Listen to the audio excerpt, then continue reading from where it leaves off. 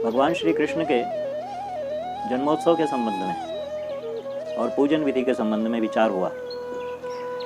एक जो विशेष महत्व की बात है और सभी दर्शकों को जानना आवश्यक भी है, इस संबंध में भी बहुत से प्रश्न हमारे सामने हैं। मधु विद्या क्या होती है? भगवती शक्ति की आराधना का रात्रियों से क्या संबंध है? और विशेष करके जन्माष्टमी के साथ मोह रात्रि क्यों जुड़ी हुई है? ये भी एक महत्वपूर्ण विषय है। आइए इस पर भी चर्चा की जाए। यह जो 4 रात्रियां हैं, जैसा कि हमने पूर्व चर्चा में देखा है, काल रात्रि, महारात्रि, मोह रात्रि और दारुणा रात्रि। तो तंत्र शास्त्रों में जो मोह रात्रि है वह जन्माष्टमी है। हम उस कथानक को जानते हैं कि भगवान ने अपने जन्म ग्रहण करने के पूर्व योग माया को आदेश दिया कि तुम जाओ और यशोदा मैया के गर्भ से जन्म लो, क्योंकि अब मुझे अपनी लीलाएं प्रारंभ करना है।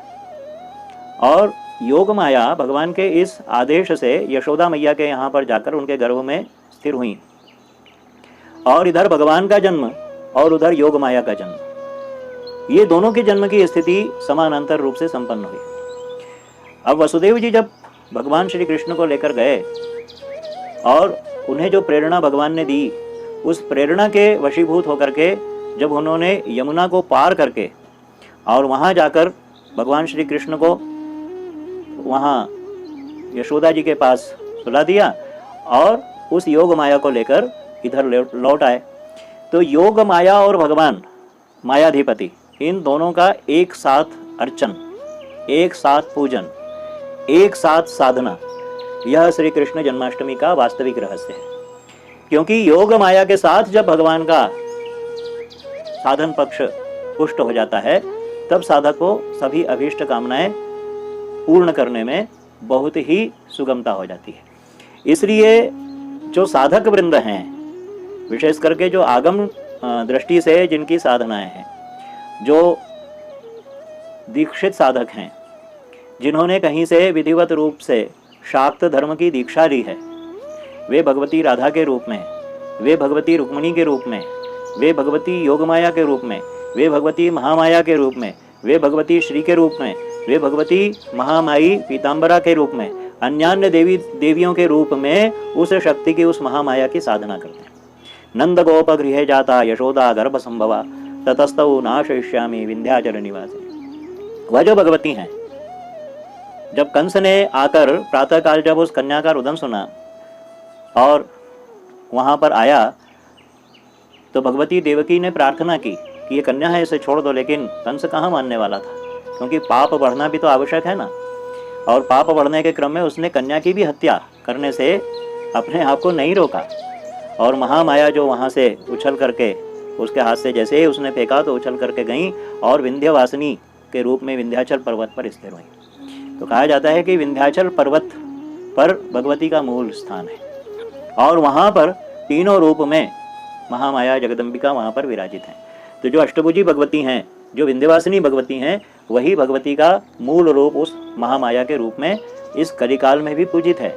तो इसलिए जब देवी वहाँ पर पहुँची और वहाँ से फिर उन्होंने कंस को आकाशवाणी के माध्यम से ये बताया कि तू मुझे मार रहा है, अरे तेरा मारने वाला कहीं जन्म ले चुका है। तो भगवान और उनकी योग माया, ये दोनों साथ में।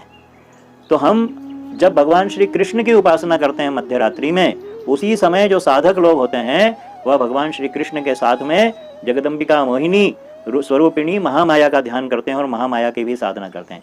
तो भगवान श्री कृष्ण के साथ में इस दिन शक्ति और शक्तिमान दोनों की युगल उपासना होती है। तो ये चीज और ये बात हमें ध्यान रखना चाहिए कि हम जब भगवती की पूजा करें तो भगवान कृष्ण की भी पूजा करें। और एक बात श्री कृष्ण पूजन में, और एक बात जो यहाँ पर श्री कृष्ण जन्माष्टमी के समय पर पूजन किया जाना है, इस पूजन पद्धति में हमें ध्यान रखना चाहिए कि पूजन पद्धति में हम सर्वप्रथम कैसे इस पूजन को करें। तो वसुदेव देवकी का पूजन, सुपारी के रूप में 2 सुपारियां रख लें और उसमें वसुदेव देवकी का पूजन करें। 8 घी के दीपक हमें प्रज्वलित करना चाहिए। यह जो 8 दीपक हैं, यही हमें 8 प्रकार की सिद्धियां प्रदान करने वाले हैं। और यह अष्टदा लक्ष्मी का भी प्रतीक है। और जो वसुदेव देवकी के द्वारा जिन जन्म की प्रक्रिया जो भगवान की अष्ट प्रकृति है, उस प्रकृति का जो जन्म देवकी के गर्भ से हुआ है, उस प्रकृति का भी यह पूजन है।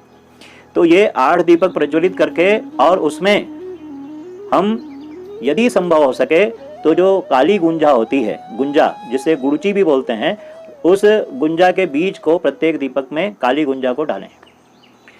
और ये जो जब काली गुंजा के साथ दीप का संयोग होता है तो ये भगवान श्री कृष्ण के साथ में दीप जो रूप है, दीप ज्योति रूप है, वह शक्ति हो जाती है। और यह अष्टधा प्रकृति है, यही महामाया है।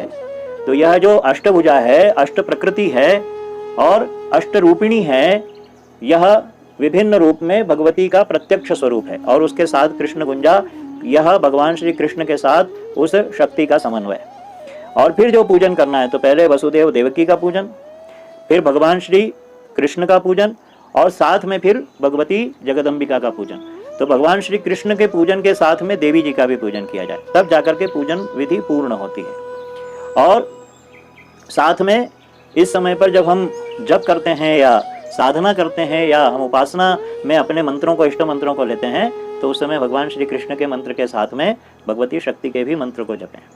और जो शक्ति के मंत्र हैं वो परंपरा से जो प्राप्त हैं, भगवान श्री कृष्ण के मंत्र हैं, उनमें भी शक्ति मंत्र जुड़ा हुआ रहता है। ये सभी साधक जानते हैं। तो इसलिए, और सामान्य लोग क्या करें, तो सामान्य लोग जो हैं, ओम नमो भगवते वासुदेवाय ये मंत्र है, इसके साथ में भगवत्यै महामायायै नमः, भगवत्यै महामायायै नमः, इस मंत्र को भी जप सकते हैं। तो ये श्री कृष्ण के साथ में शक्ति की आराधना होगी, तब जाकर के श्री कृष्ण, श्री और कृष्ण जन्म अष्टमी, श्री कृष्ण जन्म अष्टमी। ये अष्टमी 8 दीप, 8 प्रकृति, 8 स्वरूप, 8 दिशाएं, ऊपर और अधा को छोड़ करके ये जो 8 दिशाएं हैं, जो हमारी 8 दिशाएं, 4 मुख्य और 4 जो अवान्तर दिशाएं हैं, ये 8 दिशाएं, ये सब कुछ मिलाकर के बड़ा गूढ़ रहस्य है। ये 8 दीप में भगवान श्री कृष्ण के साथ में श्री जुड़ती है, श्री के साथ कृष्ण होते हैं। इन्हें चाहे आप राधा कृष्ण कह दें अथवा रुक्मिणी कृष्ण कह दें। तो ये विशेष ध्यान रखना चाहिए। अब कुछ संक्षेप में कुछ प्रयोग भी देख लें। जिन्हें संतान की प्राप्ति की इच्छा है वह भगवान लड्डू गोपाल की पूजा करें और भगवान के साथ में जगदम्बिका से प्रार्थना करें कि हे माँ, अपने इस बाल स्वरूप जो लाला हैं उन्हें हमारे गर्भ में और हमारे जीवन में उनका पदार्पण हो, ऐसी प्रार्थना करें महामाया से। यानी दाम्पत्य जीवन में किसी प्रकार का क्लेश है तो युगल स्वरूप में भगवान का स्मरण करते हुए, राधा कृष्ण की अथवा रुक्मिणी कृष्ण की साधना करते हुए यहाँ पर महामाया से गोपाल जी के साथ में प्रार्थना करें कि हे जगदम्बिका, आप हमारे दाम्पत्य जीवन को खुशहाल करें और भगवान के माध्यम से हमारे जीवन में आनंद की वृष्टि करें।